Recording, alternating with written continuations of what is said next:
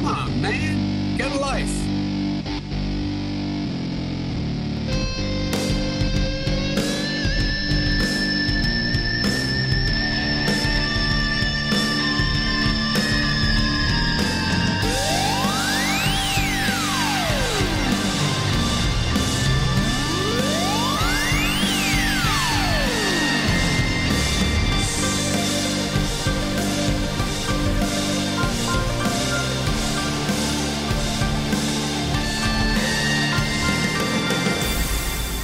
Hey, everybody. Welcome. It's that time again. Matt Connarton Unleashed, and we are live from the studios of WMNH 95.3 FM in glorious downtown Manchester, New Hampshire. And it is glorious out. Of course, we're also on Comcast 97 if you're in Manchester. Streaming online, WMNHradio.org. Sorry, I was distracted by something on the screen there. Oh, my goodness. I'm already getting distracted. It's very distracting doing a radio show. I don't know. Of course, you can also go to mattconnarton.com and click Listen Live and IPM Nation, and hello to our friends at Raw Talk Online. It is Wednesday, March 24, 2021. It is quite warm in here. I'll tell you what. You can tell it's. It feels like it's 70 degrees outside. It's almost. There's almost a humidity in the air, a moistness. I'm reminded of, if you've ever seen Throw Mama from the Train, great film with Billy Crystal and Danny DeVito. The night was moist. If you haven't seen the film, you won't know the reference. But anyway, so welcome, everyone. I do want to remind you, of course, that we are proudly sponsored by the Hop Knot. They're sort of across the street, not right across the street, but diagonally across the street in the Brady Sullivan at 1000 Elm Street. They are open today. They're open Wednesday through Sunday. So make sure you stop in there for a delicious gourmet pretzel. You can get craft beer. You can get wine. They have trivia night on Thursday night. It's a wonderful place. They do everything very safely there. They will be, it doesn't look like, they haven't done it yet, and I don't know exactly what the timetable is, but I assume very soon they will be resuming their outdoor dining. They had a really cool outdoor setup before winter, so that will be returning. I know it's definitely returning. I'm just not exactly sure when, but Kenny did tell me they're definitely certainly going to do that because it was very successful. So the Hop Knot in the Brady Sullivan Plaza at 1000 Elm Street, and we have our first call of the show today. Hi, welcome to Matt Connarton Unleashed. Who's this? Hoo-ah! Hoo-ah! I know that hoo-ah. It's Tony D. What's up, Matty? How are you? Good. What's going on? Getting the band back together. You're getting a band back together. That's awesome. What do you play? I play the flute. I bet I know what kind. But we won't go there. That's a discussion for Matt Connarton Unsheathed, which is not carried here on WMNH. It is only. I play the microphone, man. Oh yeah, you vocalize. Yeah, Me and Brian are gonna bring no more excuses to the Facebook world, and I'm gonna very nice help them build it up, and we're gonna attack mental health. That's outstanding. That sounds good. Well, I have the hat for it, so yeah, we're gonna attack it. Good. We're gonna attack it. I wanted to call in because I don't like being a two-time caller to a show. But after yesterday, there were some comments that were in the room that I want to address, if you don't mind. Oh, absolutely. I would love it. So, yesterday, after Brian's awesome call, Brian made some very valid points about, a medication known as Connarton that is an amazing drug that actually works. Mm-hmm. And then there were some comments that were directed under it about people needing to have a voice about mental illness. And I stated back that, the people with mental illness are never heard. Where I'm going with this is that with people in public and people in doctor setting, I don't know what the right literature is, but doctor setting, a professional setting, we'll say. Your voices are never heard. And I got into this debate went on to a couple people that I was on the phone with today in a group call about what was going on. And someone came up to me, like the same way that Melanie came up about it, was like, how, well, you can't just shun someone because they have a voice too.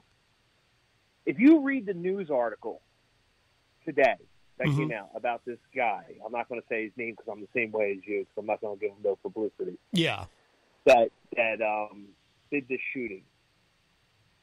He had a past record of psychiatric problems since he was like 18 years old. Did you read the article about him bashing the kid's skull in and knocking him out to the point that he was unconscious, and he got charged with it.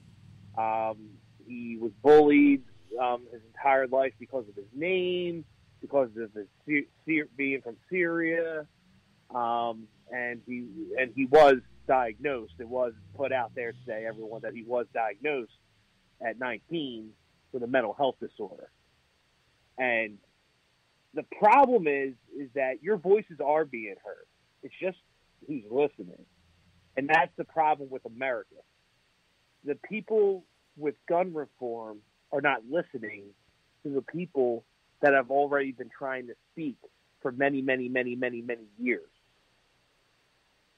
We've been trying to speak about our issues and speak upon what we deal with on a daily basis, but nobody seems to want to listen until something like this happens. And then it gets pushed to the side, and then you don't hear about it until something like this happens again. And then the same thing. It's just a rollover effect. Once this happens, all of a sudden mental health is like the number one thing that needs to be talked about. That's all that everyone's been talking about on the radio today and on public television. And it drives me up the wall because I laugh because now all of a sudden you want to put out there about mental health because there was a mass shooting. Well, we've been speaking about what has been going on with people with mental health problems, whether it's domestic violence at home, whether it's addiction problems, because addiction falls in realm with mental health, right? This has been going on for years. Yeah. And for the fact that no one has listened until something like this happens, and then it gets pushed to the side because you know what the media does. They got to change the subject.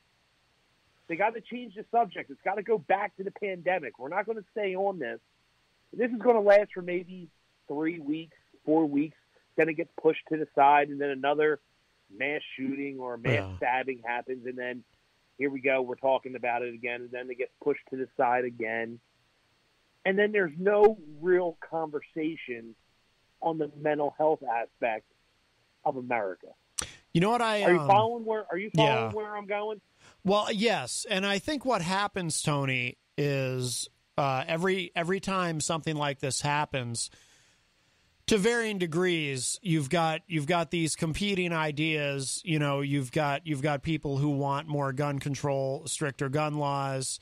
You've got people who want that and a greater focus on mental health, and you've also got the people who don't want any additional gun laws, no stricter gun legislation, but they're willing to talk about mental health, and you've got everybody kind of screaming at once, and everything gets canceled out. It all becomes white noise, and then after a few weeks or a month, it all goes away together. All of it, all the talk about, enhanced background checks for people who want that, all the talk about a greater focus on mental health, maybe red flag laws, whether people are for. The entire conversation becomes white noise because everybody screams at everybody about it, and then it all just kind of goes away, and then it all comes back the next time there's a shooting, and we go through it all again, but nothing ever changes because everybody, the left and the right, and this awful two-party system that we're stuck with in this country, everybody on all sides just kind of cancel each other out and drown each other out, and nothing changes. Nothing moves forward either with gun legislation or with mental health, focusing on mental health issues and increasing those resources. Nothing changes. And by the way, it is to the advantage, no matter where you fall on this politically, and I'm conflicted on a lot of it myself, but no matter where you fall on it politically, nothing ever changes. And that's not a bad thing for the Democratic Party and for the Republican Party necessarily, because as long as nothing changes and as long as nothing is actually solved, there is still an opportunity for both parties to continue to raise tremendous amounts of money on these issues. So it's a stalemate that just goes on, and it will, the next time there's a mass shooting, we'll go through all of this all over again, and nothing will change, nothing will be resolved, nothing will be improved, and it's just the cycle that we're in. Well, if Antifa can go for as long as it can go, and people can talk about that for as long as it can, the BLM movement, that can go on, and that can be talked about for as long as it's been talked about, then mental health lives matter can go on for as long as those have gone on and make a push, because that's what needs to be done. I'm not hashtagging that quote. I'm just saying in that genre, if we can continuously talk about Antifa, Black Lives Matter, the MAGA cult stuff, Proud Boys, all this other stuff, that we can talk about something that's more serious. I'm not saying that they're not serious, but we can talk about something that's serious, which is mental health. We can bring that to the spectrum also. We can just add it right to it. Because there needs to be some type of movement on not letting this slip right now. Right. You have 2 mass shootings in less than a month. 28. I sent you an article today. Did you read it? I have it in my browser, actually. I haven't had a chance to examine it yet, but I do. We may discuss it today, possibly, yeah. 28% of the last 80 mass shootings were done with assault-style type weapons. Mm-hmm. Yeah. And if you read the article, 26% of the people that had those weapons in those 80 shootings, goes back to what I said yesterday, had mental health conditions. Mm-hmm. Well, where is the awareness to putting a stop to this, to stopping the guns from getting in the wrong hands? 26% out of 80? That's a lot, Matt. Yeah. No, it is. It is. I was actually surprised by that, and maybe I shouldn't have. And that's a good argument for. And again, I have a lot of mixed feelings about all of it, but that is a good argument on the side of those who want to bring back the assault weapons ban. And I actually have some information about that we might get to today about, the original assault weapons ban. You heard 2 weeks prior to the shooting that they shot down the assault rifle ban in Colorado, right? Like 2 weeks prior to this. Yeah, but that wasn't statewide, right? Or was it? I think that was in Boulder. I don't know. I caught a glimpse of it. I was doing my research today. I think it was in the city of Boulder. They tried to do a local assault weapons ban, and of course they bus in all the NRA people and lobbyists and so forth. They squashed it pretty quickly, but the thing that's frustrating, talking about the mental health aspect of it, is that's something that everybody should be able to agree on. Democrats and Republicans are never going to agree on gun control, but you would think everybody could agree that there's a mental health crisis in this country that needs to be dealt with. And if we at least deal with that, maybe we can mitigate some of this and prevent some of this. It goes back to what I said yesterday. You start with the mental health, right, and then it builds itself into the gun reform, and it turns itself into one big thing. Mm-hmm. It turns itself into one big stop. I'm not saying to stop your rights. I'm not. Yeah. But like Brian said yesterday, there's different ways of policing yourself. Mm-hmm. There's different ways. Whether it's with a dog or whether it's with mace or whether it's with taekwondo, hoo-ha, whatever it may be. Yeah. There's different ways of policing yourself, and there's different ways of understanding someone who has a mental health problem and identifying. I don't want to say this, but I feel necessary as I should. Yeah. Family members, school teachers, people of those genres should have an awareness class, just like when I was a firefighter. I had to go through hazmat awareness. I had to be able to identify different types of chemicals and say, hey, you can't go step near that because that's going to kill you if you take a deep breath. You should have that awareness to know of things to look at in a child and say, you know what, maybe I should go to a guidance counselor. Maybe I should go to someone in the school and say, hey, this kid's having some problems. And bring that awareness. And I know people like Abigail and stuff like that probably are going to have something to say on it. It's like, oh, we do have that, but it's weak. It's weak. It's not pushed. And that's my fight. It's weak. It's a weak way of doing it. Because they're not pushing it strong enough to the people. Because any kid like myself, I hid it for years until I got into my older age, and then when I was on my own, that's where it showed its ugly head. Yeah. If you catch it early, you can treat it early. If you let it go, you run into problems. I'm sure. And that's the thing. I was just going to say, I'm sure there are school systems that do that do what you're talking about, and do a very good job at it. And I'm sure there's also school systems that don't do it at all, and just have no idea, no clue. Yeah, I think it's weak.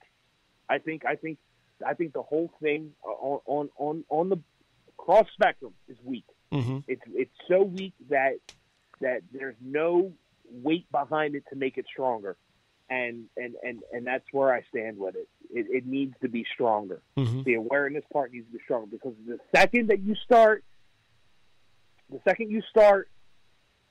talking about it, we're taking one step into the right direction. Once you start talking about it for about a month, you got my attention. Yeah. But once you let it go after 2 weeks, where are we at? We're right back to square one. It's not that important. Yeah. And that's and I'm sorry to flood your show with it, Matt. I'm sorry. No, it's okay. I mean, it's the big, it's one of the top stories right now in the news. It needs to be talked about. And for us to be able to talk about it after people have lost their lives, innocent people, it's the wrong time to talk about it. Right. It's the wrong time. This has been going on for years. The pandemic hasn't helped. It's made it worse. There's mental health studies out there right now on children on how much this has affected them. Yeah. The studies are out of this world, the percentile of how much this is going to affect kids. Kids don't even want to go back to school. Yeah. They don't want to go back to school because they've been out of school for almost 2 years, and they don't even want to go back to school on a half-day schedule because they're so immune to just staying home. Yeah, the pandemic has, we've already, been having a mental health crisis in this country, obviously, and certainly the pandemic has only served to exacerbate everything. The push needs to happen now, and with leverage and with everyone standing behind the people that this is a voice that is asking you to stand behind us, and stand behind us in a strong way, not a wrong way. Stand with us and say, you know what, you got a point. You're going through something. I might not be going through something, but I will bring awareness to it also. Yeah. Because there's a lot of people that don't bring it up. There's a lot of people that don't talk about it. There's a lot of people that they need a friend. They need a friend. They need someone to speak to. Be that person, because you can change. When I'm in a bad state and I have someone to talk to, you can change my whole entire day. That's the way my brain works. And Brian can probably agree to that. Rocky has admitted to me that he has problems. I guarantee you, just by having a conversation with someone that has a mental health problem, you can change their entire day. Yeah. Without a pill. Yeah. Just don't shutter someone. Right. Because they might seem a little bit off. We got to bring awareness, Matt. Yep. We got to bring awareness. We have to push the issue because we cannot have countless lives being killed like this anymore. It can't happen. Yeah. It can't happen. Oh, So I agree. Well that's said. where I stand with it. And that's where I'm going to be with Brian. Me and Brian are going to talk about it more. Great. And it's obviously going to be unfiltered, and it's going to be both of our opinions, and it's probably going to be really good because it's going to be both of us very frustrated on the way that this system is corrupted in America, on the way that it's being handled. Yeah. Yep. So absolutely. Leave it at that. No, that's excellent. Hey, when by the way, just remind us too, when are you, is it this weekend? Next Saturday. Next Saturday, your return to FM radio. That's fantastic. Yeah, a little nervous. Yeah, it'll go fine. It'll be great. It'll be great. So, all right, my friend. So, but all right, Matt. Thanks for the time. Thanks for allowing me to do this, and you stay blessed. All right, Tony. Thank you for the call, my friend. Take care. That'd be good. All right, bye-bye. All right, Tony D. from Philadelphia. That opens up a line for you, 603-250-6007, 603-250-6007. By the way, I did just see this on a different subject come across. I got the alert on my phone from WMUR.com, and for those of you online, that's our big local television station here in Manchester. New Hampshire set to announce when anyone age 16 or older can get the COVID-19 vaccine. So it says here, New Hampshire officials plan to announce Thursday the dates for the next phases of the COVID-19 vaccination rollout, which will include all Granite Staters age 16 or older. Governor Chris Sununu said that such an announcement would be made soon. The state has been receiving increasing supplies of the 3 authorized COVID-19 vaccines. Sununu said, quote, the team continues to get doses into arms as quickly as the federal government delivers them. We are accelerating our efforts, and I've long said, within the very near future, every Granite Stater 16 plus will be able to register for the vaccine. New Hampshire is moving full speed ahead, unquote. A mass vaccination event at New Hampshire Motor Speedway is planned for this weekend, and anyone age 50 or older can register to get a vaccine through the state's vaccination website. The announcement of the next dates in the vaccination rollout is expected to be made during Sununu's press briefing at 3 p.m. Thursday, and it will be carried live on Channel 9. So, well, that's good. That's encouraging. You know, I am anxious to get it. I am in phase 3A, I believe. So they haven't announced anything for the rollout of 3A. I am asthmatic. If you're watching online, you can see I'm wearing my shirt that says asthma. Because in all the things I can be bad at, I suck at breathing. Jenny got me this shirt after I was diagnosed. So that's why we suspect that I have had COVID back in, you know, I've talked about it on the show. On Christmas night, 2019, I ended up in the emergency room with difficulty breathing, and I was diagnosed with asthma. And it's like a little unusual. You know, usually that's something you're diagnosed with when you're very young. You know, here I am in my 40s, suddenly with asthma. So we actually think it's been a topic of discussion in my household that I may have had COVID. And COVID does in some people, well, it is a respiratory illness and it attacks your lungs, and some people end up with permanent damage. So that may be what happened to me, that it permanently damaged my lungs. And now I use an Advair inhaler once a day, just kind of a maintenance inhaler. I mean, I have something for emergencies too that I carry on me, but I don't seem to ever need it, fortunately. Knock on wood. But you know, I use the Advair every day just to, you know, to make sure. And I know, you know, what will be interesting to see is if my theory is correct, and we'll never know, but if my theory is correct that it was COVID, you know, because at that time, like I said, it was Christmas night 2019. We didn't know about COVID yet, but we now know that it was in the country at that time, certainly, probably maybe as early as September or October of 2019, it was in the United States. You know, is it possible that my asthma will improve over time because maybe I'm a long hauler? A long hauler, of course, is someone who gets COVID, and once they get over, the worst of it, they continue to suffer some symptoms of it or some difficulties for an extended period of time, and those are called long haulers. So they've recovered from it. They didn't die, but they're still suffering some. So the point being, will I eventually not have asthma anymore because I'm just a long hauler who recovered from COVID? But I think I'm probably stuck with the asthma because, we're talking, almost a year and a half ago, right? So you would think if I were a long hauler, you would think by now I would have fully recovered from that. So the fact that if I did have it, it probably scarred my lungs, and that's, that's that. Or I may not have had COVID. It might just be that I suddenly got asthma. But again, in my 40s, that's not unheard of, I suppose, but a little rare. And it's not like I ever did anything to damage my lungs. I was never a smoker. I don't know. Who knows? We'll see. But I am excited to get the vaccine when I am eligible. Last week, we took Jenny to get her first shot. She got the Pfizer, so, she has to go back. A few weeks, we'll take her back, and she'll get the second shot. And I haven't had my first one yet.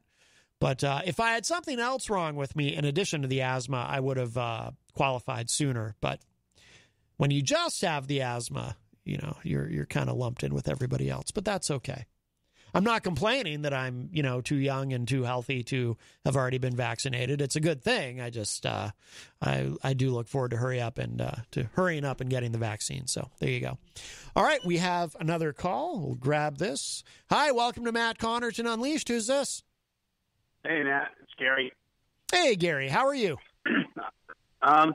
Yeah, I got asthma in my 40s.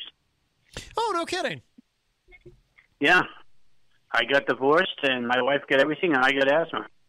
Oh, was that part of the agreement that you negotiated? I think I think that was part of our divorce agreement. Yeah, yeah. Now, have you considered? But no, seriously. Seriously. I got it at 40. I didn't know what I had. No kidding. And I went into the hospital. I thought I just had a cold. Yeah. And then I went to my doctor, and my doctor said, "Well, we're going to do this. We're going to do that." And for like 3 times, I went in for a bad asthma attack. I couldn't breathe. Yeah. So I got diagnosed with asthma, and I'm 62 now. So I take Dolora in the morning.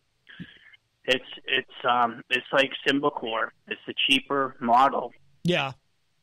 So I take it 2 hits in the morning so I can breathe, and then I have my albuterol. I keep your emergency inhaler. Yep. I keep that with me during the day in case I need it, for some reason. And then I take Dolora at night, so it helps me to breathe and when I sleep. So yeah. But yeah, it's not it is kind of rare though. My doctor says, well, I said, well, I was a smoker. I used to smoke cigars and stuff like that. But that was, he said, no, that's no, But 40 is, it's kind of crazy to have. I said, yeah. Isn't that like a younger? He goes, no. He says you can, whatever, So. Well, yeah, my doctor, what my doctor told me is he said it's kind of unusual, but it's not unheard of.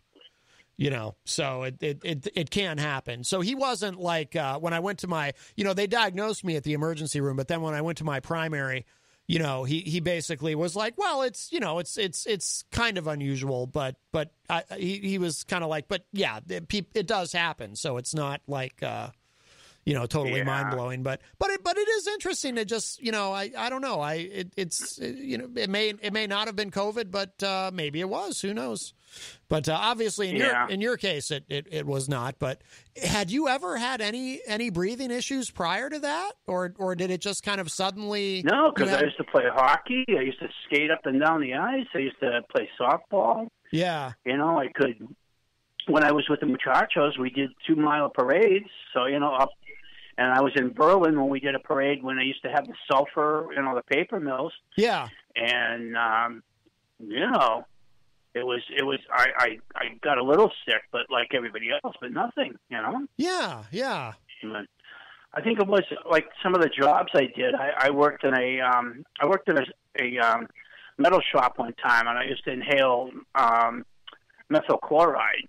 So that was probably, got the lungs going, but that was way back, Yeah. But I was still fine. I was young. I was still fine. The thing is, though, and obviously I'm not a pulmonologist, and I've read up, but I've since my diagnosis, I've read up a little bit, and I do know that sometimes, like with a lot of things, sometimes you can damage your lungs when you're young and not experience any of the effects of it until much later in life. It just comes to you, And, so it is possible that in that. Yeah, I have high blood pressure too, so I have 2 symptoms. Okay. And I'm waiting for my COVID shot. I talked to my doctor, and she's getting me all set up for it because I'm going to go to she's like one of my mental health people, and she's going to bring me in, and I'll be able to get it in a couple of weeks. I'm surprised. It's, 50 and up. So I'm looking forward to doing that. So I'm actually surprised you weren't eligible sooner. Well, I talked to my doctor about it because I have 2 doctors, and my primary said, "Well, no, we got to wait for things." And I said, "Well, I have high blood pressure and asthma," and he goes, "Yeah, well, we're waiting for the." So this Dr. K I have now, she goes, "How come you didn't?" I said, "Well, my doctor said I wasn't eligible yet." She goes, "No." She says, "Don't worry about it." She goes, "I'll hook you up with. We'll do all the paperwork. We'll do everything." She goes, and because it'll be a fast thing. And I said, "Well, I'm waiting." She goes, "No," because that's when I heard the governor say, 50 and up. And she goes, "Yeah." She says, "You're ready to go." She goes, "And I'm just going to help you out with the paperwork and all that stuff. And I can go into the office and they'll do it at the office." Yeah. Yeah. No, good. That's good. I'm glad you're going to have that done. I'm just really surprised that first doctor was a little laissez-faire about it. That's surprising to me, but yikes. I don't know. I would have. Yeah. I was just, I'm like, hey, hello, Yeah, no kidding, huh?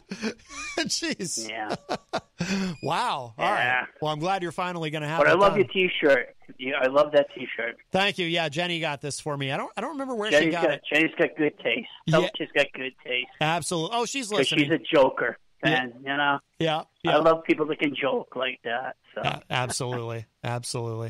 Well, I'm gonna let you go so everybody else can get on. But I 40. You can have asthma or whatever, Yeah. Hoof and mouth disease, or you can stay away from the horses so you don't get hoof and mouth disease, I guess. But Right.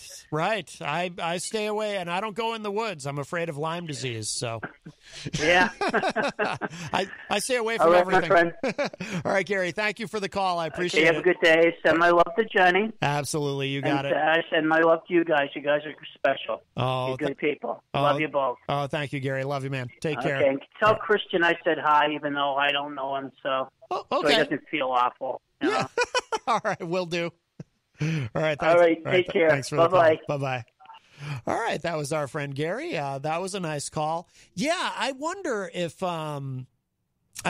he damaged his lungs at that job he mentioned where I forget what he said the chemical was that he may have inhaled some of, but yeah, from what I've read, sometimes it's you can do damage early in life that shows up later, but you don't know necessarily when you're young. But like I said, my doctor, the way he reacted to it, he was kind of like, well, little unusual, but not unheard of. It's not like a super unusual thing. Well, the line is open if you'd like to buzz in, 603-250-6007, 603-250-6007. You can also text me at 617-917-4476. tweet me at Matt Connarton or send an email to matt@mattconnerton.com. There are a myriad of ways that you can reach out. And, of course, you can interact and opine in the Facebook live chat on the Matt Connarton Unleashed Facebook page. Please give that a like if you haven't done so already. You can follow me on Twitter and on Instagram. And if you go to mattconnerton.com, all the social media links are right there for you. We'll say hello to everybody in the Facebook live chat. Brian Mackey, of course, all the way from Idaho, joins us in the chat room. Oh, Christian Lacoste is in the chat room as well. Christian says, and he is a top fan, he says, I dealt with my first Karen today at T-Mobile. Uh-oh. Well, if you have time, Christian, feel free to call in and tell us all about it. Oh, and Gary says hello. Let's see. Jenny is in the chat room as well. Jenny says, shalom, peeps. Charles Richardson from the Charles Richardson Show on Raw Talk Online joins us all the way from Florida. And he says, good afternoon, peeps. Tony D is in the chat room as well. Charles says, it's time for Matt to bring the pain. Bring the pain. I like the sound of that. Wayne Noel is a top fan from Michigan, joins us in the chat. Let's see. Scott Robinson is in the chat room. That reminds me, Scott, you'll be excited to know, I believe on Friday, our friend Eazy-G Eric Gagnon will be Skyping in to do his entertainment report. So get your pen and paper ready for those Amanda McCarthy tour dates. Let's see. Shannon McGuire is in the chat room. She says, the night was sultry. Yes, referring to our earlier discussion of Throw Mama from the Train. Great movie. A little dark, but fantastic. Very, very funny. Let's see. Abigail Jem is in the chat room. Abigail says, referring to our discussion with Tony D, why are we still talking about the killer and his mental health issues when we got out with his life? The focus should be on the poor victims and protecting innocent people. Well, that's part of the, that's part of the mental health component is, that's part of the protecting people, I should say. The mental health component is part of figuring out how to protect people in the future. Brian Mackey replied, we are not talking about the killer. We are talking about the major failure in America addressing mental health. Abigail says, what percentage of the mass shooters were white males? When does that become part of the discussion? Yeah, I don't know offhand. Maybe you know that, Abigail, or you could look that up for us. I honestly don't know offhand. Dan Lavasser says, guns are designed to kill, just saying. That is true. Wayne Noel points out the guy in the latest shooting did not use an assault rifle. And I assume Wayne points it out because, part of this ongoing discussion of what to do or not to do in America. And this comes up every time there's a mass shooting is, do we bring back the assault weapons ban that was in place, I believe, from 1994 to 2004 and then sunsetted after 10 years? Should we look at bringing that back? And I have some information on that we might get to today. We'll see. Brian Mackey says white males with mental health issues is part of the conversation. Let's see. Abigail says, I'm not sure how you can be a teacher of teenagers and not recognize mental health issues in students and address them. As teachers, though, we are limited in what we can do beyond making referrals to mental health professionals. That makes sense. Brian Mackey says, well said, but you should not be limited. That needs to change. Abigail says, this can be taken controversially. I'm sure it isn't the responsibility of the mental health issue to learn the skills to manage the person with the mental health issues to learn the skills to manage their health. Brian points out, well, of course, you have to have enough awareness to help yourself. Well, that's true. I mean, not everyone who suffers from mental health issues knows they have mental health issues. Look at all these QAnon freaks. They buy into the conspiracy theories. They don't think they're crazy. They think the rest of us are crazy. Abigail says, perhaps, but I'm not trained in mental health treatment, so I prefer making a referral to trying to help a student when I have no professional training or experience. She says, and why do we repeatedly hear about it being the system's problem, quote unquote, when these shootings occur? Isn't it the shooter's responsibility to learn to manage his mental health? The onus is on him, not society. Well, I think part of it, Abigail, is, and I understand the point you're making, but part of that is a component of the red flag laws, that we talk about. Because a red flag law is an example of, I think, society, or in this place, the government really taking on that onus to flag someone as not being mentally healthy enough to possess a gun. But it all gets very complicated. Abigail also said, and that's part of why I have so many mixed feelings about it and what the solutions are myself. Abigail also said regarding the asthma, Matt, the generic for Advair is now available, saved me $40 per month going from Advair to Wixella. Ask your doc or pharmacist. Oh, very interesting. That is good to know. Always about saving money. I'm a cheap SOB, as anyone will tell you. Brian Mackey says, again, regarding mental health, as mentioned above, to address just this, they never got the help or learned the awareness. If they had, they probably would not have had such a severe breakdown. You saying all people, including those with mental health issues, should have the skills to fix their issues, and that's part of the problem. Jenny points out I am not 40. Well, I am in my 40s. I like to think I look like I'm 40, though I have great skin, especially when I hydrate properly. Jenny says, Matt got sick after I came back from Europe. He has never been a smoker. That's true. That's been part of the discussion and speculation. We'll never really know. But Jenny had returned from Europe. Was she carrying COVID? Perhaps, and then I got COVID, and that's maybe why I ended up in the emergency room. We'll never know. We'll never know. But it is possible. Because like I said, we didn't know yet. We now know that COVID was in the United States as early as September or October of 2019. But we didn't know about it then in terms of the pandemic. Rob Dion is in the Facebook live chat. Rob is, of course, part of the I think I just had a stroke, as long as we're self-diagnosing, as Abigail points out. No, I'm kidding. But I do need to slow down. I need to slow down a little bit, Matt. You're all worked up. You know why? It's so warm. It really is very warm in here today. I think during the break at the top of the hour, I'm going to throw caution to the wind and open both windows here in the studio.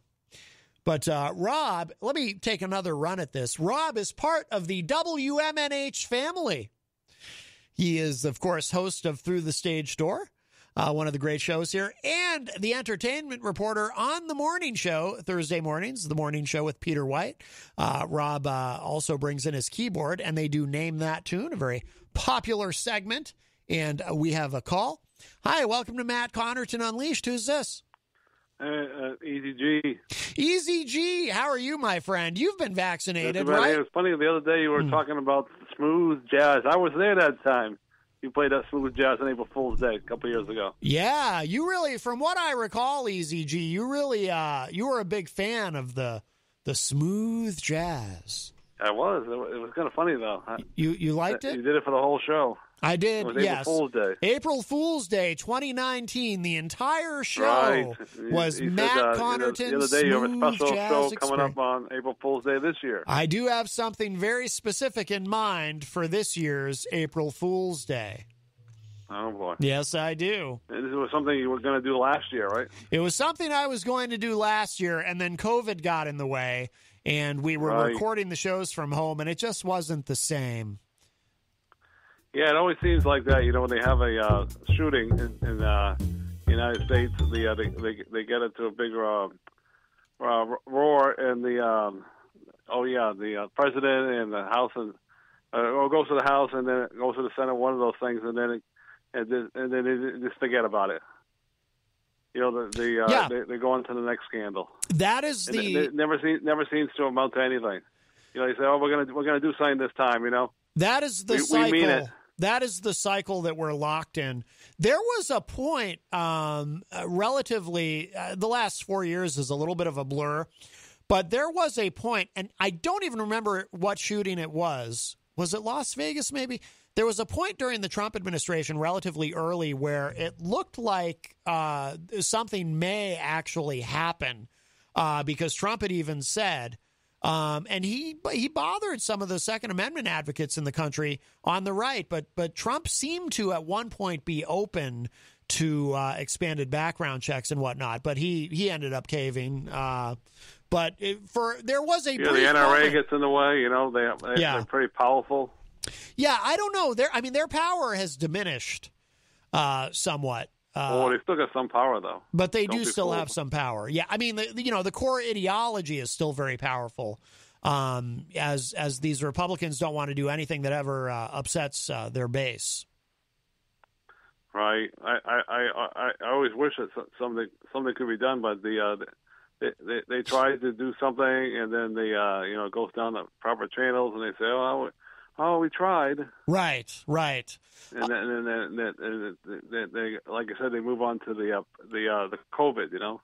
By the way, Scott Robinson is really jonesing for that entertainment report, Eazy-G. Will you be Skyping in on Friday with that? That's the plan right now. Yep. Yes. Very I think I saw somebody. I think I might have seen somebody beat me earlier when I was headed to Walmart. Did you call the police? I don't know if that was Scott Robinson. Was one of those Scott Robinson beat you? City trucks. Oh, beeped. Somebody beeped you. I don't know if it was him. I thought you said somebody beat you. I was going to say, I hope you're all right, Eazy-G. No, they beeped the horn. You know, you don't beat our precious Eazy-G. But yes, I don't know if that was Scott Robinson. It was one of those, city trucks. Yeah. Well, I don't know. He has not indicated in the chat room that it was him. Huh, I wonder who it was. That's weird. Could have been anyone. I mean, you're a big celebrity around here, Eazy-G. Well, the only person I know that works for the city is Scott Robinson. You're not internationally known, but you're known to rock the microphone. Quick, what song is that from? You don't know, do you? Never mind. Well, they're setting up for the Samrock Shuffle and the half mile shuffle run down the street there. Scott says it was him. Oh, there you go. Mystery solved. It was Scott Robinson. But it's funny because anyways. What? I'm not going to make a stink about the Manchester stuff because they're not supposed to do that on your show, so we'll leave it at that. Right. Let's not make a stink, Eazy-G. Let's not make a stink. Right. You know what they say about making a stink. But the good news is today I set up for my first shot, and I'm going to get it April 12th over at the SNU campus. A friend of mine is going to give me a ride. So how are you? Wait, what is going on around here? How are you not able to get yours already? You haven't had your first vaccination already? No, with all of your issues, I had to and you're wait until the over 50 in the crowd. That's me. So. But you've got like 11 different things wrong with you, don't you? How did you not get your first shot? Yeah, apparently not enough, I guess. So I'll get my first shot on the 12th. So. I just assumed you'd already had your first shot. Wow. No. Okay. But it's funny though. On the news now they're saying that you can get your open up to everybody at 60. I thought it was 18 and over. 16 and over, apparently. Did that change? Because I thought it was 18. According to WMUR, it's 16. Huh. Yeah. That's interesting. I know, right? It's pretty interesting. You're over 16. Yeah, well, I definitely am. But I thought it was the COVID shots were only available to people 18 and over. Apparently it's 16 and over. Unless it's changed. Apparently it changed. It's 16. Yeah. The big 1-6. Well, it's interesting because the Governor Sununu Mm-hmm. is the mask mandate is supposed to expire on Saturday, so I'm thinking he's going to say something on his press conference on Wednesday. Tomorrow. I didn't know that. I'd like to see him keep it in place. I hope he extends it. Yeah, I think he will. A friend of mine thinks he'll extend it to Memorial Day. Yeah, that would make much more sense because we are. Yeah, because a lot of people will be vaccinated by then, and maybe we can, We're a long way. But even if he was to shut it off on Saturday, businesses can still insist that you wear it inside their business. They can, but I just think it's gets messy, easier. though. I just think it's easier for businesses to enforce it when they can make the government the bad guy. When you get these anti-maskers, when you have that's really the point of the mask mandate, and that's what a lot of people don't understand. It's to help businesses to deal with these entitled D-bags who think they don't have to wear a mask. When you can say, well, the government mandates it, and I can be fined if you're in my store. I went to Walmart today, and all the associates were wearing their mask, and all the customers. So it was 100% today. Yeah. So that was but we need to keep. Now is not the time to get complacent about it because our numbers in New Hampshire are ticking up. Numbers in most states are ticking up because these variants are spreading very fast.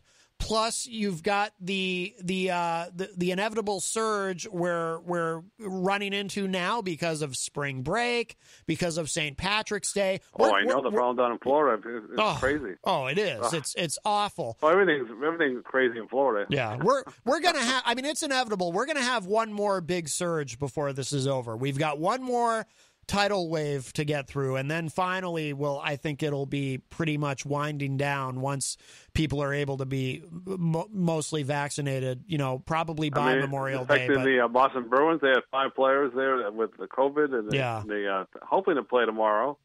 Yeah. And the local here, UNH football there, they started a small season with 6 games. They played 1 game, and the next 2 have been canceled because of the COVID. Brian Mackey. They don't know if they're going to be able to play the 3rd game. Brian Mackey is asking, were you tablet shopping at Walmart? No. Okay. That was not on my list. Right. Right. Well, why would it be? Are you still there? I am. All right. I'm here till 6. That was not on my list, no. Not on your list. All right. Very good. All righty, so we'll talk to you on Friday when I have my entertainment report. Very good. We are quivering with anticipation and talk to you then. Excitement. Bye-bye. All right. Bye-bye, Eazy-G. All right. Eric leaves us. By the way, I saw Stefan Philbrook in the Facebook live chat. Stefan's a big fan of the smooth jazz. He really likes that. Where are my shades? Did I leave them in? I might have left them in the car. Because when I put my shades on, everything is groovy with the smooth jazz. Yeah.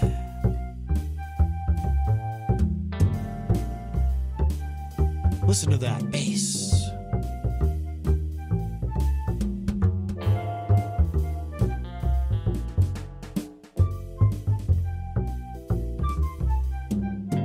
The smooth sounds of smooth jazz.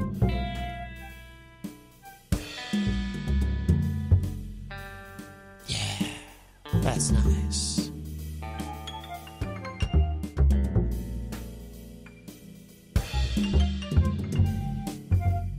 I'm so glad Eazy-G reminded us of the smooth jazz. This is my favorite part right here.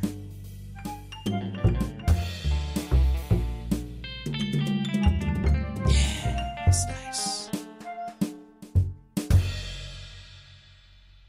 All right. Let's do this. It is the top of the hour. Let's take a break. I do have, it is true, I do have something planned for, I've got to make sure I still have the item. It involves wearing, so part of it will be visual, and I realize it's a radio show, but the larger concept that I have for this year's April Fool's Day show will still work. But there's a certain item I need to wear. I need to make sure that I have it. But yeah, I was going to do it. The April Fool's Day show that I was going to do last year, I ended up not doing because the station was still operating, obviously. It's a radio station. But the studio was closed to live shows because we had just gone into shutdown here in New Hampshire. And so I was having to record the show. Jenny and I would record the radio show at home, and then I'd send it in, and then it would air. But it wasn't live, and doing it from home, my idea for the April Fool's show last year didn't work. But surprisingly, I didn't think so at the time, but here we are a year later. It's still relevant. It's still very relevant, my idea. All right, let's take a break. It is the top of the hour, and we will come back. We have plenty more to get to. You're tuned in to Matt Connarton Unleashed, and we are live. Hour number 2 coming up. We're going to play a little something, show some love to our sponsors, and then I'll be right back.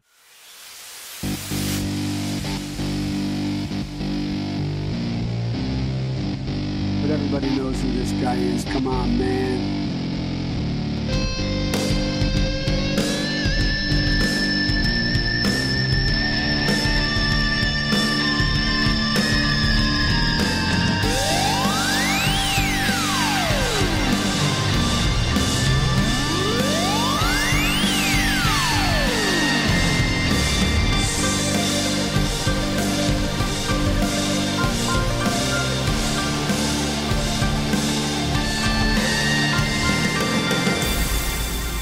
Hey, everybody, welcome back. We are into hour number 2, numero dos of Matt Connarton Unleashed, and we are live from the studios of WMNH 95.3 FM in downtown Manchester, New Hampshire. Also on Comcast 97 if you're in Manchester, streaming at WMNHradio.org and on the Matt Connarton Unleashed Facebook page.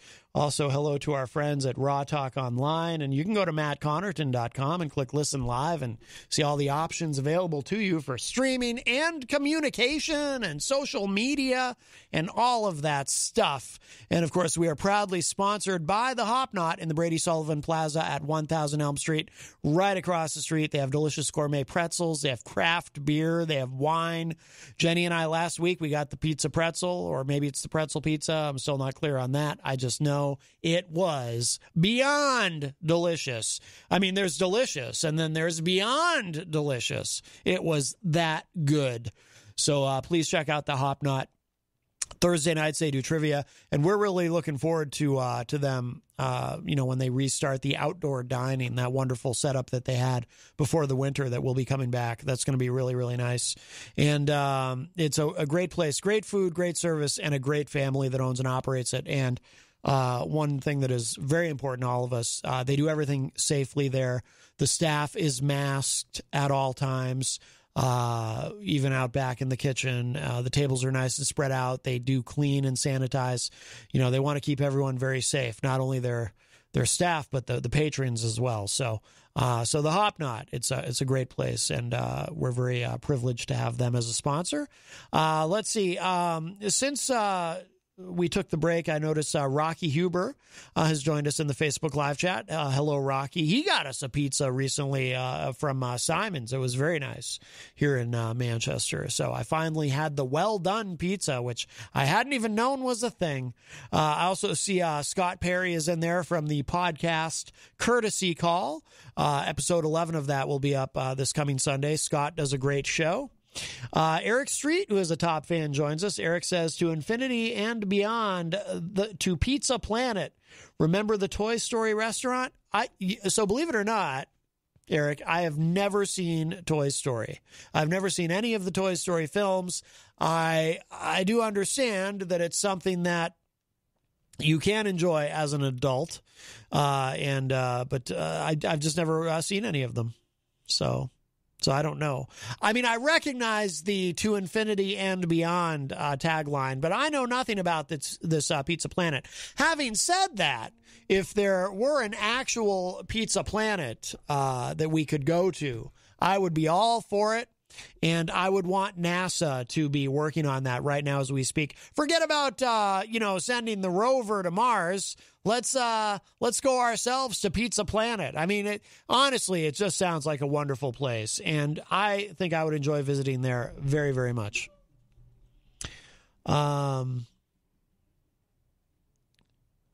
There's, I'm not going to get it. There's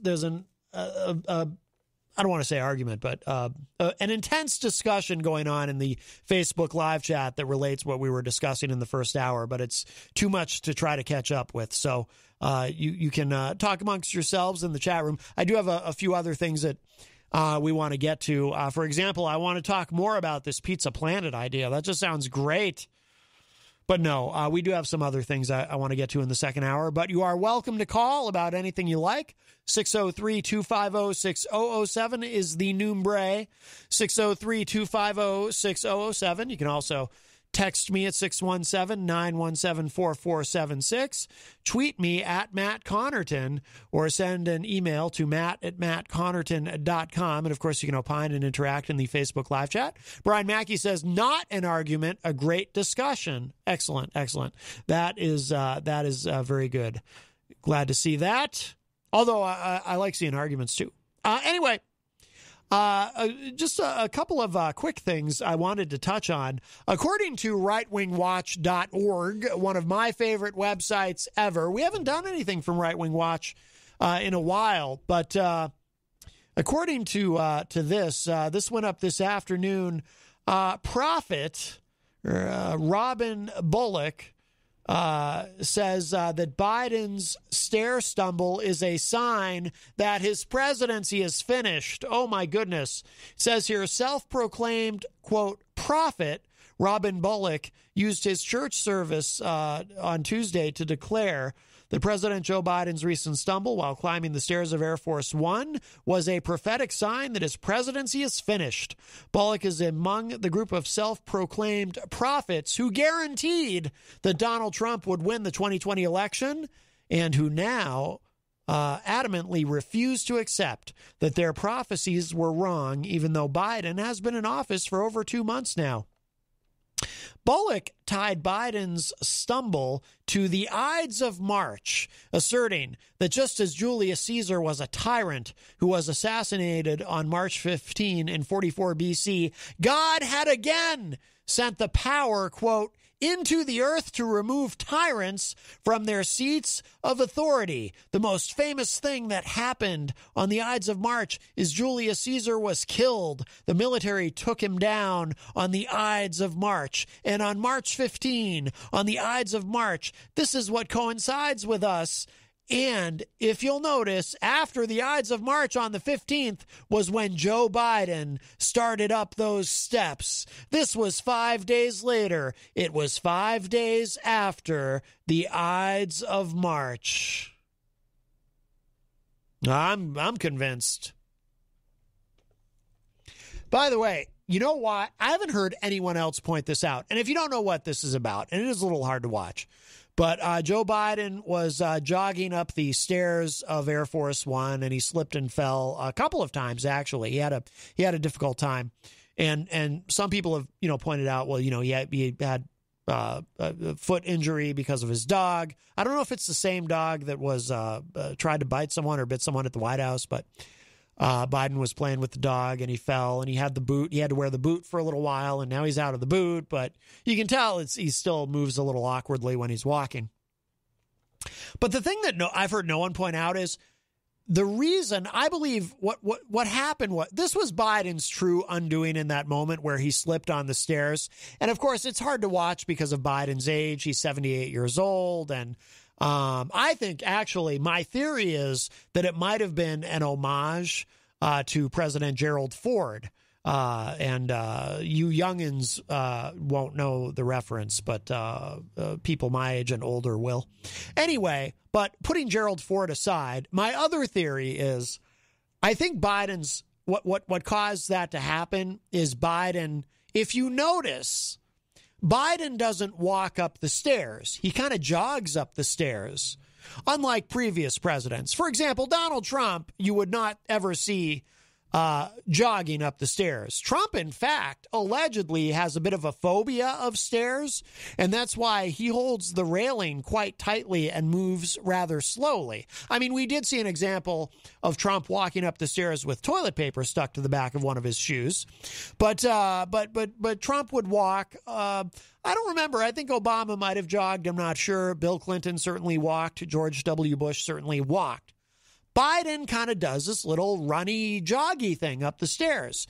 And the very reason that I suspect he does that, actually, when he fell, ended up playing into one of the very things that people either pick on him about or, if they're more sympathetic to him, worry about when it comes to him, and that's his age. I think the reason he jogs up the stairs is because he's trying to show, look, I'm 78, but I'm still, physically I'm fit, and I can jog up these stairs. I don't need to walk up the stairs. I'm jogging up the stairs. And that's what caused him to fall. He's trying to show that he's still, sort of young and vigorous.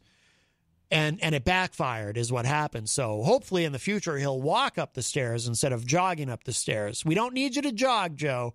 We know you're 78. We know you're in great shape for someone your age. So it's all good. You don't have to prove anything to us, okay? I mean, my God, you already get an A+ from me on the pandemic response, okay? So we're good, Joe. You don't need to prove that you're young and vigorous. You can walk up the stairs. You can even walk up the stairs very slowly and gingerly if you want to. No one will think less. Just no more of this jogging. It backfires, especially on a windy day. Apparently it was very windy, and the wind had knocked him over.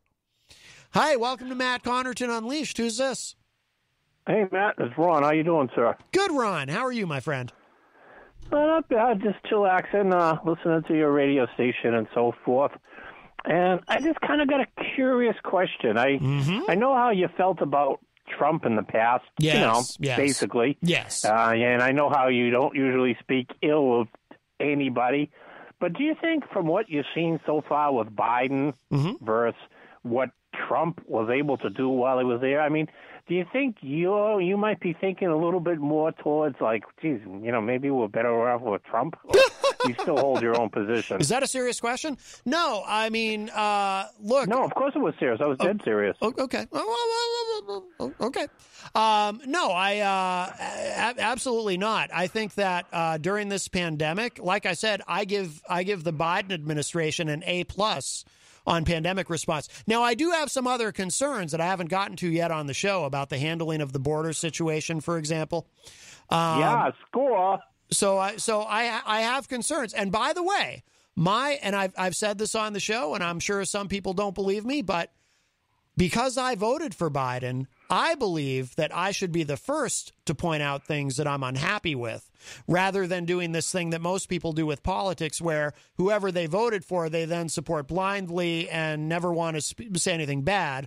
I will gladly point out things that I'm bothered by, and I have a couple of things that I will raise concerns about the Biden administration. But having said that, in terms of pandemic response, which to me is the most important issue, that is number one. That should be number one on everyone's priority list, in my opinion. I give the Biden administration an A+.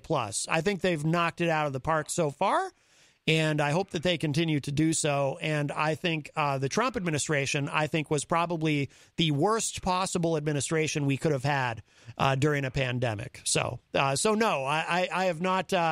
I mean, don't get me wrong. I miss some of the amazing song parodies that I would find online about Trump that I would play at the beginning of the show. But other than that, I don't much. Much miss him. I was just trying to pick your brain and see, if you thought anything differently. And do you think you're going to get to the topic today of the border? Border crossing? Because I would be. I'm very interested to hear what other people say and, what your thoughts are. We may. I mean, I already have my own opinion. I think it's terrible. It's been said so many times.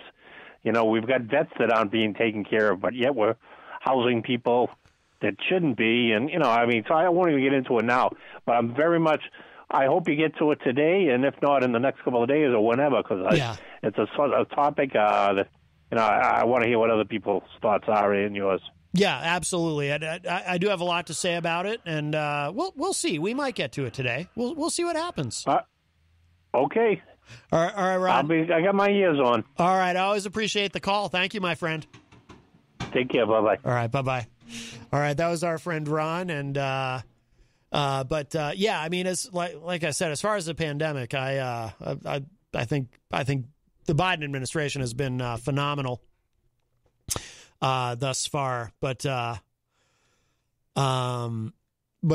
he doesn't need to run.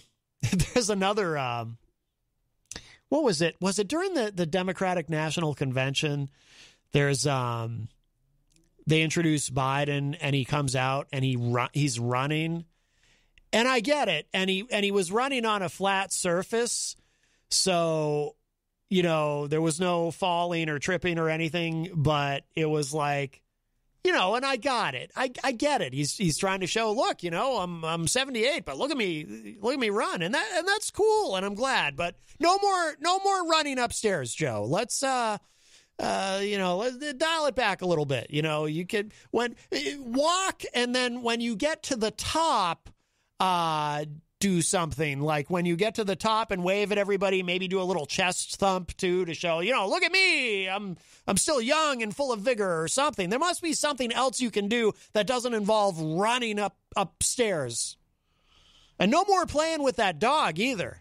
That dog of yours. Just stay away from the dog. I mean, you can pet the dog, but you don't play with the dog when you're getting out of the shower, because that's the other thing that happened. And then you got that injury, and we need you to we want to. I mean, I'm sure Kamala Harris is perfectly capable of doing that job, but at least until get us through the pandemic, and then if you have injuries or whatever, fine. But we need you to be safe and well, at least until this pandemic is behind us, Mr. President. Please, you've done a phenomenal job with these vaccinations, way ahead of schedule. We need you to not injure yourself any further, at least for the next couple of months. If you wouldn't mind, sir, please. Thank you, Mr. President. That is my plea to President Biden, because he is an older gentleman. Let's see. Michael Albert is in the Facebook live chat. He says time for Kamala. Tom Blanchard says, who hasn't been beaten up in school? I was never beaten up in school. Everyone liked me. I could talk my way out of things too, though, if I had to. Michael Albert says they ought to do away with that stairway. It's an unnecessary photo op and such a risk for a gaffe like that. A skyway would be much more safe and secure. Yeah, I agree. That's true. Why the stairway? I guess it's tradition, Tom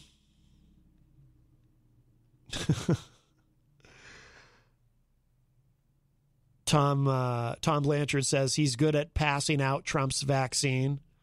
Well, yeah. I mean, look, hey, I'll give Trump credit for Operation Warp Speed, sure. But the thing is, you can make the greatest product in the world, but if you have no plan to distribute it and get it to people, then what good is it, Bobby Champagne says politicians are a joke. They are not interested in solving problems, only in keeping the wounds open is all they care about. Bobby's a little cynical today. Not that I blame him. I'm often cynical myself. I don't know if you all have noticed. Hi, welcome to Matt Connarton Unleashed. Who's this?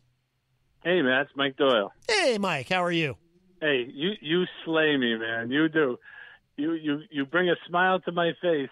Yeah. Every time I turn you on. I just turned you on 5 minutes ago. Uh-huh. And I hear you saying how great Biden's doing and all this stuff. Do you realize that the whole vaccine distribution process was done last July? Even Fauci agreed to that, saying, yes, we have a great plan in place with the National Guard. They're up to speed. And the reason it happened so early was because Trump thought he kept kind of fantasizing he was going to get a vaccination in 3 months, 4 months. Remember, he was pushing it maybe by then, maybe by the summer. He kept going on. But getting it in 9 months or 8 months is still record time through that warp speed. Pitting those companies against each other was great. But even Fauci said we have the National Guard ready to go across the country. I don't remember so Fauci. Well, absolutely. Email me that. The distribution that if you could, Mike. Has been in place for 6 months. I don't remember Fauci saying that, and I also seem to remember. But by the way, I don't know if you heard me say it. I give Trump credit for Operation Warp Speed. I do, and I've given him credit for that many times. But I don't remember Fauci saying that. But email that to me if you could, Mike, if you can find it. But, I will. I'll find it and email it to you. But I remember. And don't forget, Fauci also testified in front of the Senate. I think it was the Senate, it might have been Congress, that should Trump have not shut down the border, which Biden criticized him for, travel, early, like he did, then this pandemic could be a multiple of 2 or 3 times worse. And that was Fauci testifying in front of Congress. Well, but that was your President Biden, your president saying he's a xenophobe for doing that. And it's the wrong move. And Mike, you bring that up almost every time you call, and almost every and every time you bring it up, we do this dance where I have to remind you that I agreed with you on that, and I agreed with Trump on that. But I'll do it again. I agree with you on that, Mike, and I agreed with Trump on that, and I'll happily do it again the next time you bring it up. but I'm not gonna. If you're looking for an argument on that point, you're not getting one from me. I'm not. I'm coming off what you were just saying. Is we had the worst president in office during the pandemic. Oh, I do. Have had a worse president. Yeah, I'm not saying he got everything wrong, but he got a lot wrong. The constant downplaying of masks and his flippancy about that, and people How about his insurgence to get children back in school as soon as possible, and the harm it might do in the long run, which now we're reaping that now. Huh? I'm not understanding what you're saying. What do you mean? Do you know what I mean? He was pushing to have children back in school last year. He's saying it's important, at least in the fall. Let's get them back in school. Right. And everybody shot him down, saying, no, you can't do that. You don't care about the children. Oh, I don't remember. Now you look back and you kind of say, geez, maybe he was right about the harm it's doing mentally and psychologically to children. Well, I think I think that's a little bit of a mischaracterization. The way I see it, I do remember him saying that, but I don't think we knew enough yet at the time about whether or not it was going to be safe. But what we have found over all these months is it turns out that in places where they're doing it right, because it's not across the board, but in places where they're doing it right and they're using the correct strategies, they have found that it is reasonably safe for kids to be in school, or at least young kids. Not so much with the high schoolers, if I'm correct about this, but with younger kids, they're not transmitting the virus as easily in school as was feared. So I think the people who were saying, well, we need to slow down on that, they were just arguing from a standpoint of caution. Let's not rush to get kids back in school. We needed to have some idea that it's safe before we just do that. Yeah, you're right about the high school kids. The older you get, but they did find out at a fairly early pace that. But the argument there was, even though they're not transmitters, they're bringing it from their family or bringing it back home to their family, which then spreads it on that end. Right. But one last point: charter schools and private schools have been in for a year now, for 3/4 of a year now, and minimal problems. Yeah. So yeah. Well, like I said, in places where they're doing it right, they've proven that they can do it right, and it's and it'll be scary to think of the outcome of mental health and things that come out of the kids not being in school for a year. You know what I mean? And you guys have been talking about mental health for 2 days now. So that's the scary part. You know what I mean? How far back are these kids? How? Oh yeah. What is it hurting them? Mentally, physically, etc. So. Oh, absolutely. No, well, like I always say, there's this whole thing. There's never been any good options. There are only the least bad options, and But so yeah, I mean, it's anyways, a terrible thing. It's a loss. It's a lost year for these kids. You know, the CDC director just came out and said 3 feet is now unacceptable for children. Yes. Yeah. And we're still not opening up schools. I mean, you get to the point where they're going to say 1 foot. 1 foot's okay. And, you know, at what point can we get these kids back in school so they can get some, you know, just mentally in their mind, you know, see their friends, talk to kids, learn their ABCs, and et cetera, you know? Well, in a lot of places, they have been opening up schools. Yeah, it's minimal. A lot of the public schools are not open or minimal, 1 day a week or some kind of hybrid. Yeah, well, I think there's other factors, too, because from what I understand, one of the problems at some schools is there's not sufficient ventilation, because I know that what they've also found is a big part of mitigating the virus is if you're going to be indoors with other people for extended periods of time, you have to have the proper ventilation. Abigail Jem in the chat room, and she's an educator, she's pointing out that here schools are open, she says. Yeah, just within the last couple months, last month and a half. Right, yeah. My daughter's a school teacher. My daughter's a teacher, too. She just went back. Yeah. So, but they've been out for over a year, you know. So. Oh, yeah. But anyways, hey, good show as usual. You make me laugh. So sometimes, you know, we can still be friends and have different ideas and be on different sides of the fence.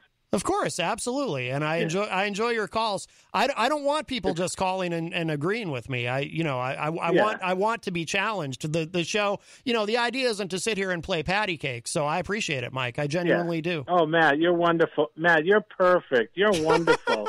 You're 100% correct. You're the greatest. Well, that's not actually. That doesn't sound so bad now that you've done all that. That's probably a good. You can use that as a promo. There you go. All right, I'll talk to you later. Good show. All right, Mike. Thanks for the call. Take care. See you. All right, that is Mike Doyle, and I think Mike is back in the rotation, by the way, on the morning show. The morning show, of course, weekday mornings, 7 to 9 a.m. with Peter White, with a replay from 2 to 4 p.m. On this program. But I know Mike had been, I should have asked him when he was on the phone. I didn't think of it, but I know that Mike had been, for a long time, he was going on, you know, once a week, and I think he's back to going on once a week, so very, very good. Let me catch up with, well, actually, let me give the number again, because we have about 20 minutes left in today's program. If anyone wants to get in with a call, 603-250-6007, 603-250-6007. You can also text me at 617-917-4476. Let's see. What's that?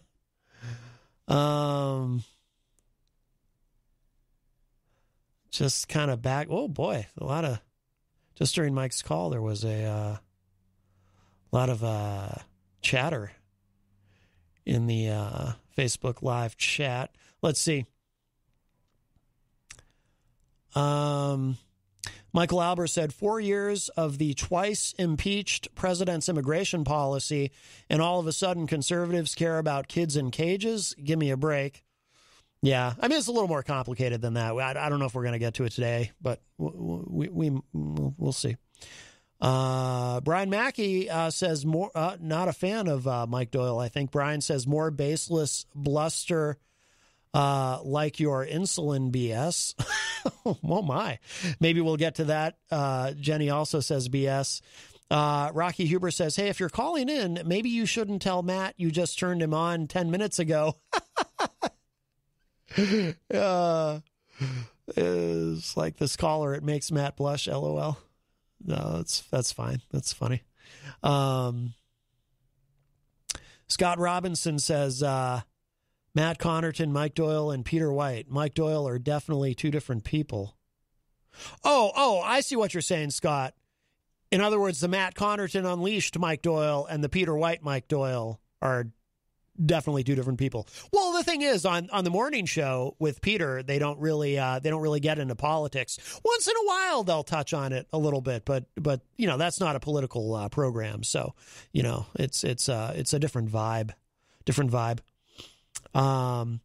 Bobby Champagne says, could we just take up a collection, buy Mike a little Trump up doll to hold Oh, I think he just meant a little Trump doll to hold and everybody can move on.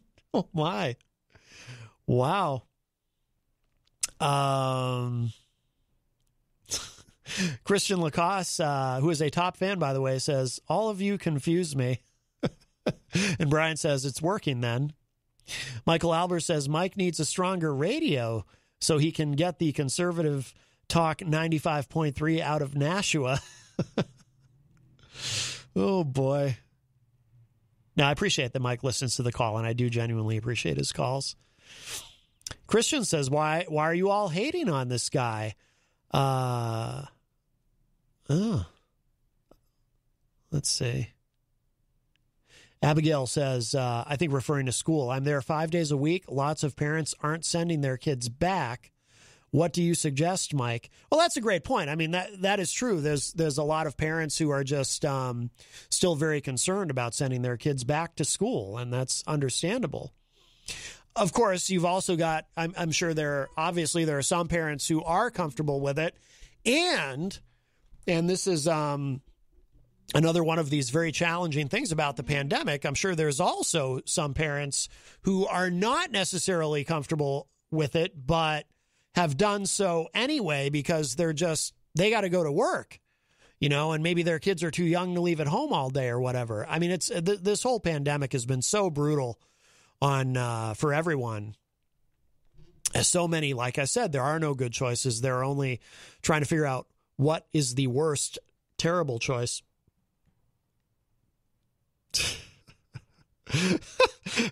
Bobby says, good show, or at least the last 5 minutes that I listened to, LOL.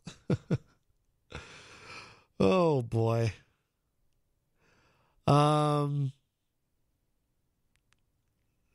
right. I'm just kind of skipping through some of these because I do want to get to... All right. Oh, and Mike Pelopita is in the Facebook live chat. And Mike says, good afternoon, everyone late to the party. Mike, of course, from another one of our wonderful sponsors here at WMNH, Queen City Cabinetry. So we appreciate Mike and his support for all of the shows here at WMNH. Let's see. I did want to get to... Well, since we were just talking to Mike, do we have time for it? Mike had sent me that email about this, or he had called in about this. About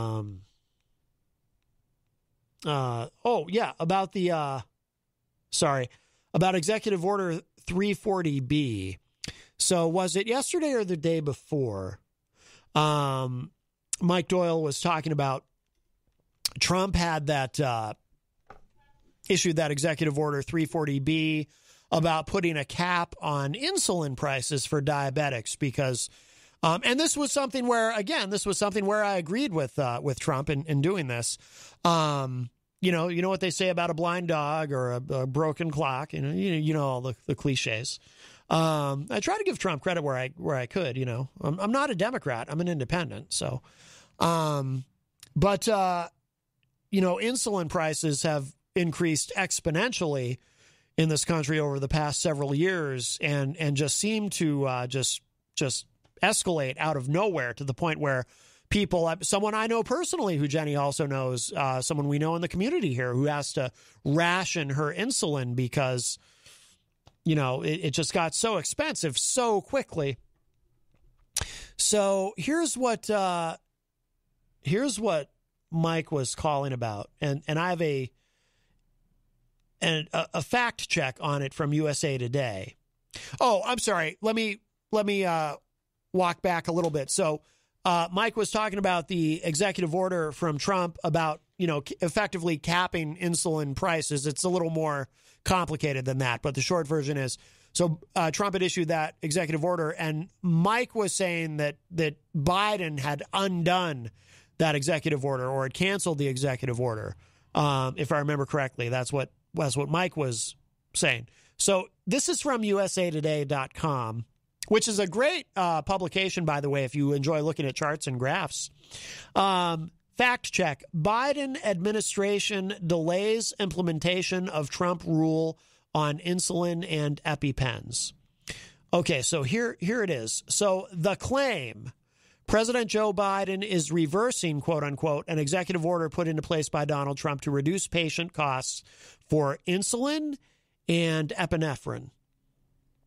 So it says, for years, members of Congress have pressured drug companies and pharmacy benefit managers to bring under control the rising costs of insulin and epinephrine for millions of Americans with diabetes or allergies.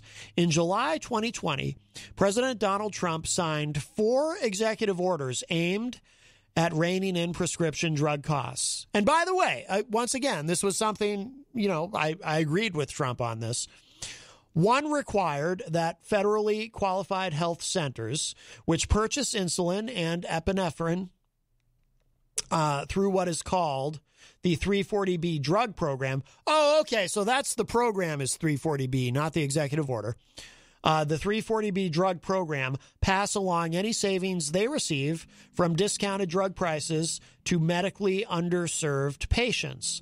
The rule blocks health centers from receiving future federal grants unless they charge patients no more than their acquisition price for insulin and EpiPens, epinephrine auto-injectors, plus a small administration fee. At the time, the U.S. Department of Health and Human Services said the move would increase access to insulin and EpiPens for the 28 million patients who visit community health centers annually, over 6 million of whom are uninsured. On the campaign trail last year, Trump made repeated claims that because of the executive orders, he was succeeding in his promise to lower drug prices. HHS approved the rule affecting community health centers in December, and it was to go into effect on January 22. So the timeline here, that would be 2 days. It was set to go into effect 2 days after Joe Biden was inaugurated on January 20th. A user on Facebook claims President Joe Biden is now, quote, reversing Trump's executive order. Quote, this is not a partisan issue and will harm Americans, unquote, reads the January 22 post, which had almost 1,000 shares. And by the way, I don't think Mike Doyle is on Facebook, so he wasn't the one who posted that. Another social media user claimed Biden has ended, quote, the savings for EpiPens and insulin, unquote. USA Today reached out to the social media user for comment. Okay, so here's the story. Rule implementation was delayed. Biden's White House Chief of Staff, Ronald Klain, announced a regulatory freeze of any new and pending rules as Biden took office on January 20th. The freeze on the insulin and epinephrine rule is effective until March 22nd.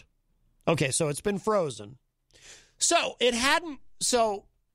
this is an important detail. The rule had not gone into effect yet, so nothing had happened yet. It hadn't saved anyone any money yet. It hadn't done anything yet because it had not gone into effect.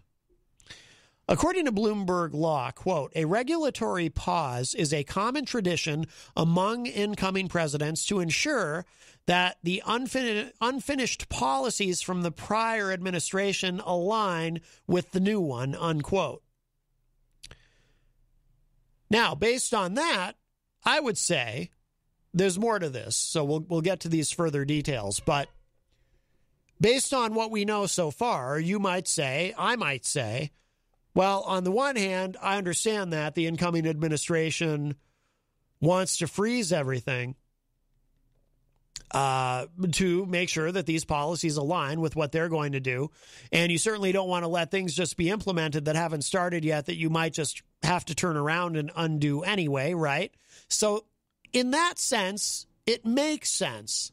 However, I also wonder if this one might be a no-brainer and you just go ahead and unfreeze this rule and let this go into effect, because I think it's a good idea unless someone in the administration has a better idea. Okay, so let's continue on. The National Association of Community Health Centers, among others, expressed support for the new administration's move, saying the Trump rule would not have lowered the cost of insulin and EpiPens for most Americans who use them as advertised. Okay, so maybe there's a better reason here.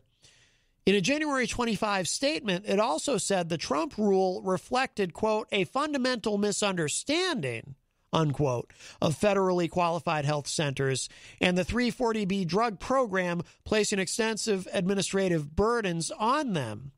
The association said, quote, the stated aim was to cut drug prices. However, it triggered alarm among safety net providers and bipartisan lawmakers because it would accomplish the opposite of what the Trump administration intended, ultimately making it harder for health centers to provide affordable life-saving services and prescription drugs, especially during the pandemic, unquote. It pointed out that the only patients affected would be those using the health centers. Okay, so in other words, unless you're using a health center, it doesn't help you at all. And if you're creating additional sort of bureaucratic burden, I suppose, you're perhaps negatively affecting the administration of distributing these medications.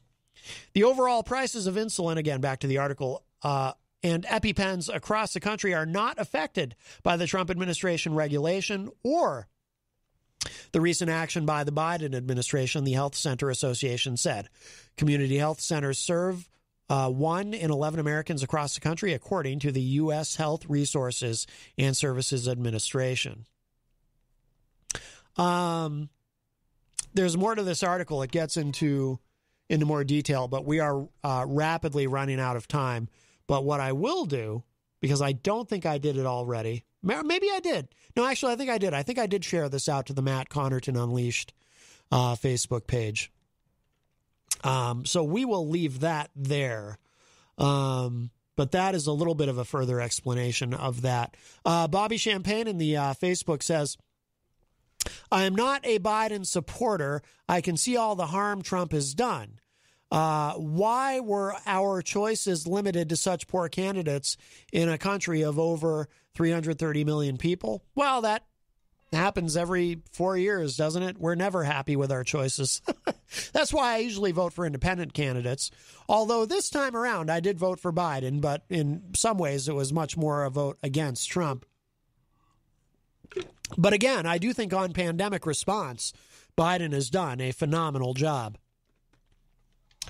So, the border, I'm going to just touch briefly on the border, and I do intend to spend some more time on it, perhaps tomorrow or Friday.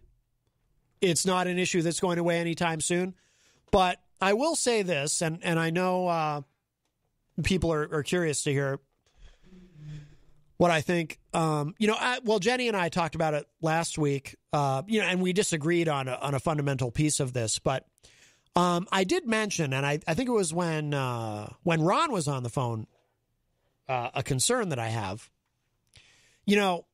Like I said, I give Biden an A+ on pandemic response, but that doesn't mean I'm happy about everything. I think, and this will just be a short, because we are almost out of time, this will be just a short sort of Cliff's Notes version of where I have some criticism of the Biden administration, specifically on the border crisis. And I will call it a crisis. I do use that word. I know the Biden administration is not using that word. They're doing everything they can to avoid that word. But not only are Republicans using that word, but the media is using that word. And it's not just, if you watch cable news media, it's not just Fox News calling it that. CNN, MSNBC, the so-called liberal networks, they're also referring to this as a crisis. I understand. Oh, and Jen Psaki did slip and call it a crisis during a press briefing. I think the Biden administration, first of all, I think they made a mistake. I think they moved too quickly on changing the policy, but for a specific reason. I think that And by the way, I'm not suggesting I prefer the way that the Trump administration handled the border. I don't. I thought the child separation policy was horrendous. I know the Biden administration is trying to reunite everyone. I have a lot of criticisms of the Trump administration on immigration. However, ideally, what I would have preferred is the new administration move much more slowly on changing the policy and ditching entirely Trump's Remain in Mexico policy while this pandemic is still going on. Because the pandemic, to me, is the number one issue, because I see the virus as an existential threat. And I think that you definitely want to keep new people entering the country at a minimum, if possible, because of the pandemic. And I'm about as, if you're a longtime listener of the show, I'm typically about as liberal as it gets on immigration specifically. I'm very liberal on the immigration issue. But there is a pandemic. And now an exception, though, to as far as limiting people coming in, like I said, and this was what Jenny and I got into pretty heavily. I don't want to be turning away children, unaccompanied minors who cross some 14-year-old kid who crosses the Rio Grande by himself. I don't want to tell that kid, sorry, kid, America's closed today. Have a nice walk home to Guatemala or wherever you came here from. Let him in, and if there's 1,000 other like him, let them in. We'll figure it out. We're America. We can figure it out. My big complaint, though, before we run out of time, I've got a big concern, and it ain't just me. And again, a lot of people in the so-called liberal media are also sounding the alarm on this. There is a lack of transparency coming out of the Biden administration on this specifically. They did finally release some of their own approved images on what's happening at these detention centers where people are being held at the border, but they don't want the media going there and seeing anything firsthand. Why is that? That I have an enormous problem with. If you know me at all, if you've been listening to me for a long time, and if you know anything about my politics, I am a transparency hawk. I'm a transparency nut. I'm a transparency freak. I want the maximum amount of transparency possible out of my government from anybody serving in government at any level. We have a right to know what's going on. And I am deeply concerned and unsettled by the lack of transparency coming out of the Biden administration about what's going on at the border. I don't like that. I voted for this administration, and again, I give them an A+ on the pandemic so far, but I trusted you with my vote. I want to know what's happening, and I don't like the way you're shutting the media out, and that's a problem for me. That's a big problem for me. We're out of time. We'll talk more tomorrow. Bye, everybody.